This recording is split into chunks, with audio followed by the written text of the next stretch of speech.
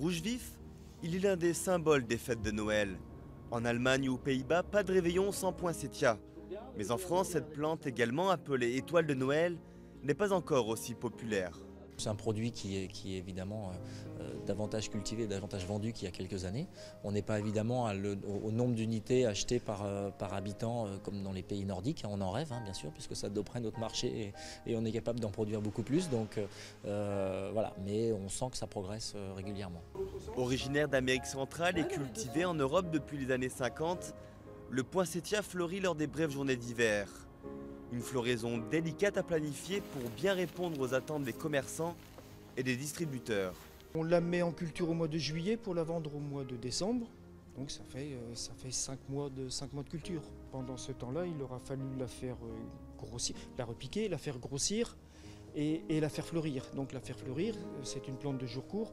Il faudra jouer avec la lumière et le noir pour arriver à une plante bien fleurie. Cette entreprise horticole, installée au Pont de C près d'Angers, est leader sur le marché du poinsettia en France. Chaque année, 200 000 pots sortent de ses serres. Avant de les expédier vers les clients, Bernadette a sa recette pour magnifier les étoiles de Noël.